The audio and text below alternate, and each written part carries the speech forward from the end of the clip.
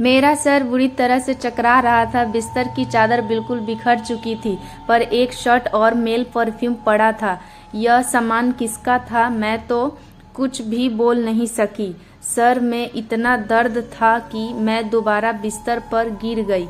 ऐसा लग रहा था जैसे किसी ने मुझे बेहोशी की दवा पिला दी हो। मुझे पास में फुसफुसाने की आवाज़ सुनाई दे रही थी, मगर कौन बोल रहा था यह मैं पहचान नहीं सकी। मुझे तो बस आकाश की आवाज़ सुनाई दे रही थी। ऐसा लग रहा था जैसे वह मेरे कमरे में मौजूद हो और मुझे उठाने की कोशिश कर रहा हो। कुछ देर बाद जब मेरी आंखें खुली तो सारा दृश्य मेरे नज़रों के सामने घूमने लगा।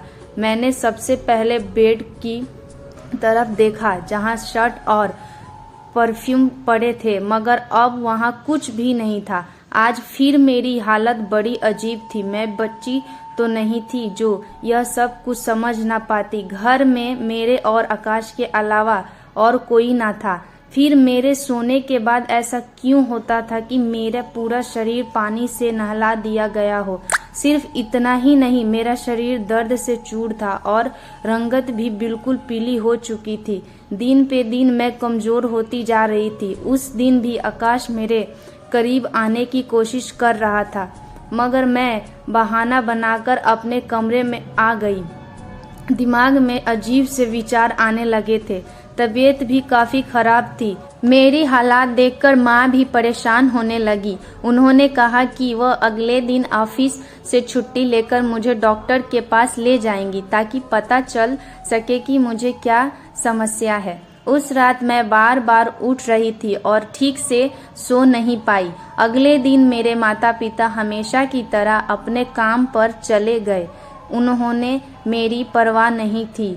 मैं खुद ही डॉक्टर के पास, जहां अल्ट्रासाउंड में पता चला कि मैं गर्भवती हूँ। मेरे साथ कौन कर सकता था? मेरा भाई था, लेकिन फिर मेरे दिमाग में यह बात आई कि मैं उसे सगा भाई समझती हूँ। बात ऐसी थी कि किसी से छिपा नहीं था कि आकाश मेरा सौतेला भाई है।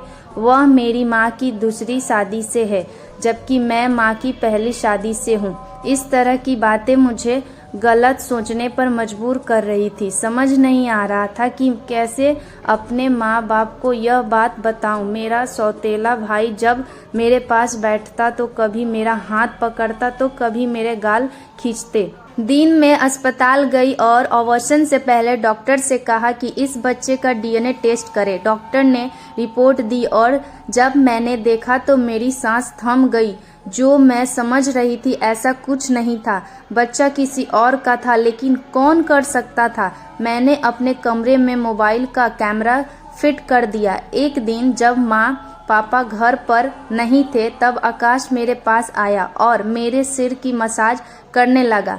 मैं बहुत कोशिश की कि मैं नींद में ना जाऊं, लेकिन तेल में बेहोशी की दवा थी। जैसे ही मैं उसे सूंघी बेहोश हो गई।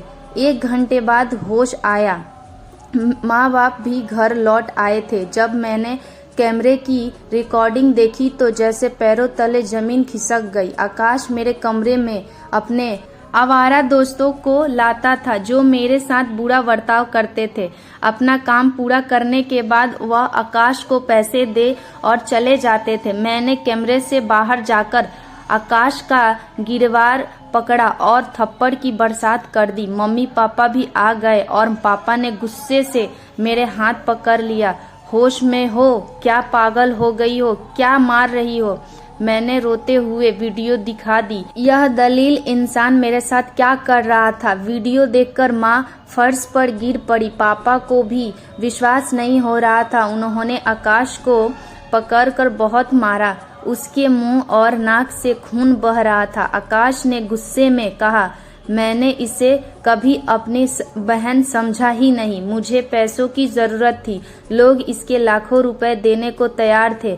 मुझे अपनी ज़रूरतें पूरी करनी थी, इसलिए मैंने यह कदम उठाया। अपनी बहन की जिस्म फरोशी करवाए मैं अपने कानों पर हाथ रख कर बैठी रोए जा रही थी। पापा ने उसे इतना मारा कि वह लहूलुहान हो गया, मगर जैसे तैसे खुद को उनसे छुड़वाकर घर से भाग गया और फिर कभी पलटकर उस घर में नहीं आया। मेरे पेट में पल रहा बच्चा नाजायज था, जिसका मैंने अबॉर्शन तो करवा दिया। भाई वही होता है जो आपके सगे वाले दिल से हो। किसी भी अनजान मर्द के सहारे अपनी जवान बेटी को छोड़ना बहुत बड़ी बेवकूफ़ी है, क्योंकि शैतान हर वक्त ऐसे में रहते हैं कि वह किसी न किसी दिन अपनी इज्जत को नीलाम करे।